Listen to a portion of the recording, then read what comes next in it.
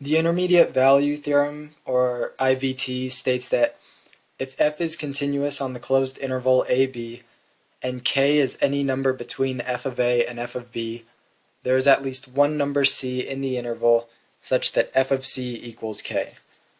That's a pretty complicated way of saying a simple idea, so I'm just going to show it with a graph. I find it much easier to see it as a picture than as a paragraph. So it says f is continuous on the closed interval ab. So we'll have this be a and this be b. K is any number between f of a and f of b. So let's say that f of a is right here and f of b is right here. And it's continuous. K is going to be, K is any number between f of a and f of b. We'll just make it right here. That'll be K. So if f is continuous on the closed interval ab, and K is any number between f of a and f of b, there is at least one number c in the interval such that f of c equals k. So that last half is pretty much saying there's at least one x value in the interval such that the value of that x value equals k. So that means right here would be c. You have a continuous function. They tell you that there's some value k in that function, and that k corresponds to an x value.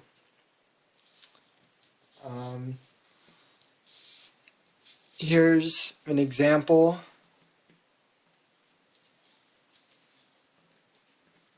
Use the IVT to show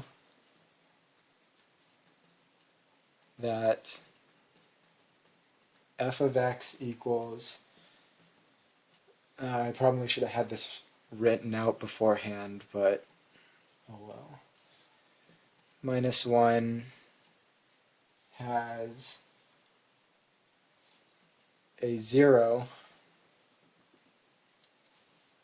in the interval 0, 1. So the first thing you want to do is just recognize what you're given. Here's your A, here's your B, because that's the closed interval that they gave you. Here's your function. And it says use the IVT to show that this function has a 0 in the interval. Well, a 0 is when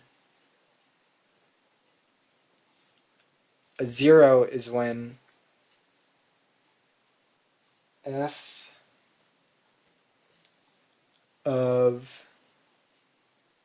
some value c equals 0. So pretty much when it crosses the x-axis somewhere. So to solve this, what you would do first is find out what your f of a would be. So f of a would equal f of 0 in this case. Plug 0 into your original function.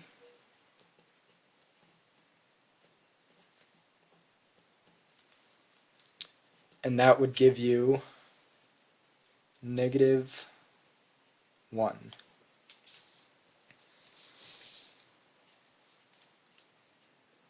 Now you would want to find what your f of b.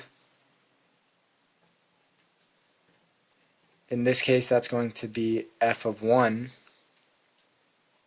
plug that 1 into your original equation.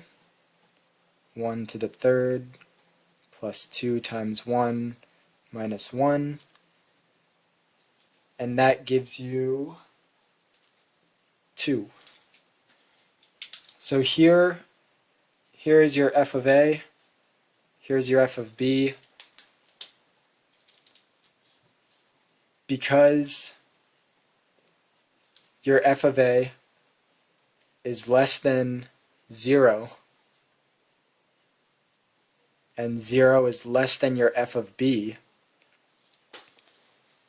then you can conclude that there is some value c that equals 0 within this interval of this function. If you were to see this as a graph, once again with all of these continuity ones, I would suggest looking at the graph just because it's a lot easier to see. Your starting point is 0. At 0, the value is negative 1.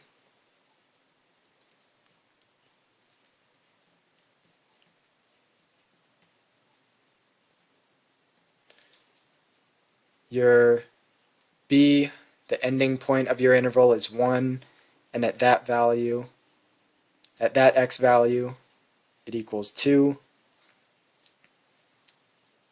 Remember that polynomials are always continuous, so we'll just make it like that. And as you can see, there will be a 0 within this function. And this is just showing it algebraically. If they were to ask you to write it as like discuss or write in a paragraph or something, you could say because f of a, or because f of 0 equals negative 1 and f of 1 equals 2, according to the IVT, Intermediate Value Theorem, there must be a value c such that f of c equals 0. In other words, because this one is less than 0 and this one is greater than 0, then according to the Intermediate Value Theorem, there's got to be some place in between there where a value will equal 0, where an x value is going to equal a y value of 0.